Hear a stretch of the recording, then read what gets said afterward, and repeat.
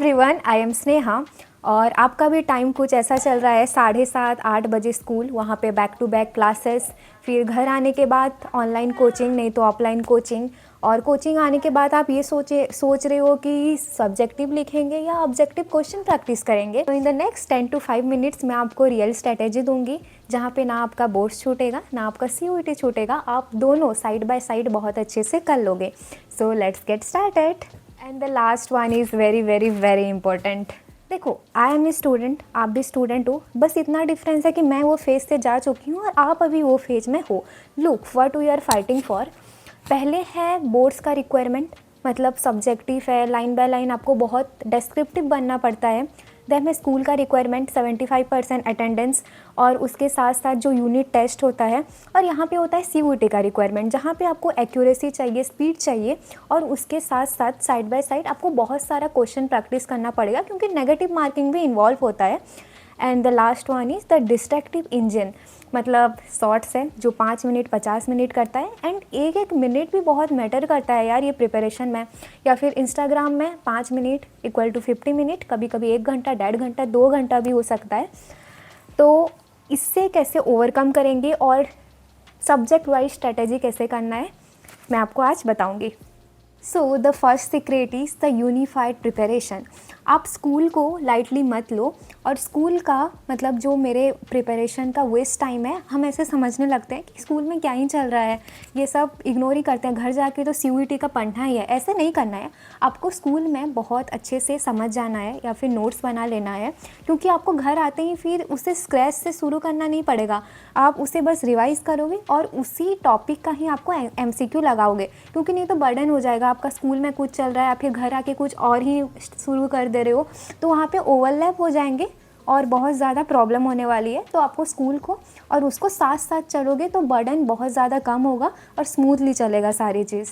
For example, अगर अभी आपके स्कूल में इवोल्यूशन चल रहा है, तो आप ये मत सोचना कि घर जाके 1 शॉट देख लेंगे या फिर कोई भी पढ़ लेंगे। नहीं, आपको स्कूल में बहुत अच्छे से समझना होगा, टीचर्स क्या बोल रहे हैं सुनो, उनका नोट्स बनाओ, और घर आके फिर उठाओ कोई भी आपके पास रेफरेंस बुक है या फिर ऑनलाइन भी आप कोई रिसोर्स फॉलो कर रहे हो, फिर वहाँ का MCQ प्रैक्टिस आप करो।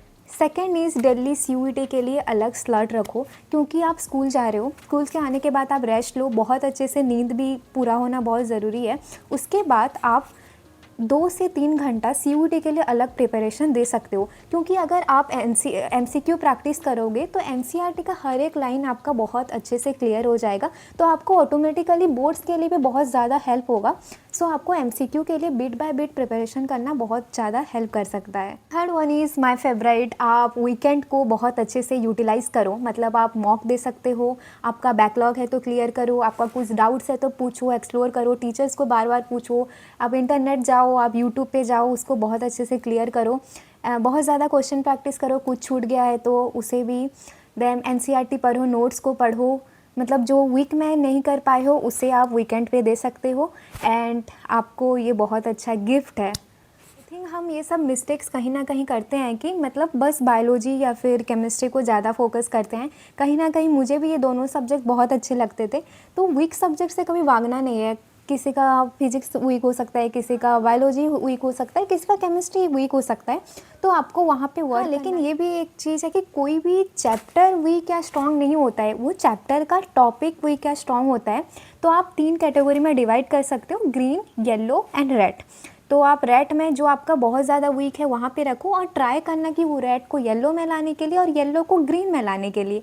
ओके, तो हम इतना बड़ा, क्योंकि CUET में 13-14 लाख देते हैं, नीट में 22 लाख देते हैं, आप कोई भी कॉम्पिटिटिव एग्जाम देख लो, वहाँ पे बहुत सारे स्टूडेंट्स आ ही जाते हैं। फिर आता है comparison. Please don't do that, क्योंकि आप यूनिक हो यार, और आपको ये प्रिपरेशन टाइम में ऐसे बहुत लोग बोलेंगे कि मैं 10 घंटा पढ़ता हूँ, कोई बोलेंगे आपको मैं 12 घंटा पढ़ता हूँ, लेकिन आप उनसे कंपेयर मत करना। आप सुबह उठोगे तो आपको खुद से एक सवाल पूछना कि कल से मैं आज अच्छा करूँगी, और कर की थी क्या कल, एंड डेट्स इट। ये बहुत है, नहीं तो आप बेवजह पैनिक करोगे। सो आपको अपने आप से मतलब रखना है और आगे बढ़ना है। चलो आप एक डिकोडेड मेथड सीखते हैं कि एक ही तीर से 2 शिकार कैसे करें। तो पहले है आपको एनसीईआरटी सब कुछ है, क्योंकि एनसीईआरटी से 80% क्वेश्चन, इनफैक्ट 90% क्वेश्चन आते हैं, लेकिन बस इतना डिफरेंस आ चुका है कि बहुत ज़्यादा कॉम्पिटेंसी बेस्ड क्वेश्चन आते हैं। आपको घुमाएंगे फिराएंगे एनसीईआरटी के कहीं पे भी डाल देंगे, लेकिन एनसीईआरटी का क्वेश्चन ही आता है। तो आपको एनसीईआरटी को बहुत अच्छे से करना होगा। आप कोई भी चैप्टर पढ़ रहे हो, 2 आउटपुट रखना है, output a and second is output b. तो वहाँ पे आपको बोर्ड्स के लिए आपको शॉर्ट नोट्स बनाना है तो बना लो, या फिर सीयूईटी के लिए भी शॉर्ट नोट्स बनाना है बना लो, और उसके साथ इम्पोर्टेंट की लाइंस आपको करना है। और आप एमसीक्यू भी जब प्रैक्टिस कर रहे थे, अगर आपको कुछ नया चीज़ मिला है तो आप एनसीईआरटी के साइट्स में लिख सकते हो, ठीक है। एंड और एक चीज़ भी आपको नहीं करना है, वो है रिसोर्स होर्डिंग। क्योंकि आप फिज़िक्स के 5 बुक खरीद लिए, इसका बायोलॉजी का 10 बुक खरीद लिए, और आपको कुछ भी नहीं कर पा रहे हो, क्योंकि बस आप तो मिनिमाइज़ योर रिसोर्स, आपको एक या फिर 2 रिसोर्स में ही टिके रहना है। और आपको नहीं तो आप एंड अप हो गए, आप एक भी बुक कंप्लीट नहीं कर पाओगे। एक टाइम पे मैं भी ये गलती की थी, तो आप प्लीज़ प्लीज़ प्लीज़ मत करना, ठीक है। क्योंकि सबका कर्व अलग अलग होता है, बस आप हम सबको एक फ़ाइनल लाइन पे पहुंचना है। And the last one is consistency, क्योंकि ये भी बहुत बड़ा प्रॉब्लम है। आज पढ़ पा रहे हैं मोटिवेशन के साथ, कल बिल्कुल नहीं हो पा रहा है। देखो, आपको भी पता है, मुझे भी पता है, ये कोई नई बात नहीं है, लेकिन आप जब समझ जाओगे ना ये बात, देन आप एक्ट बहुत अच्छे से कर पाओगे। Treat every morning as a total reset system, fall behind, just pick off from where you left today. और आजकल ये भी चल रहा है ना, मैं लास्ट पॉइंट बताऊंगी, बोल रही थी मैनिफेस्टेशन और विजुअलाइजेशन, आप लोग ज़रूर सुने होंगे। तो देखो, मैनिफेस्टेशन एक गोल सेट करता है, लेकिन उसके लिए घिसना पड़ता है, आपको बहुत मेहनत करना पड़ेगा। लेकिन आप जब मैनिफेस्ट करते हो, विजुअलाइज करते हो ना, आपका एक चीज़ क्लियर होता है कि ये करना चाहिए हमें। मैं अभी आपसे एक सीनियर दीदी, मतलब एक दीदी के जैसे ही बात करूँगी। मुझे पता है ये एग्ज़ाम प्रेशर बहुत टफ होता है, मतलब प्रेशर होता है, पेरेंट्स का एक्सपेक्टेशंस होता है, आगे क्या होगा, फ्यूचर की एंजाइटी होती है। लेकिन आप एक स्टेप करके आगे बढ़ो। पर एक बात हमेशा याद रखना, एक ख़राब मॉक टेस्ट, एक बैड मार्कशीट आप ज़िंदगी में क्या करने वाले हो आगे ये डिसाइड नहीं करेगा, लेकिन हाँ, ये ज़रूर डिसाइड करेगा कि आप अभी कितना मेहनत कर रहे हो, आप एक जगह पे कितना एफर्ट दे रहे हो।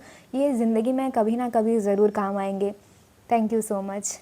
मिलते हैं नेक्स्ट वीडियो में, और आपको मैं मोस्ट प्रोबेबली नेक्स्ट वीडियो में ये बताऊंगी कि सीयूईटी के थ्रू आप क्या क्या कर सकते हैं। Thank you so much everyone for watching. I am genuinely grateful.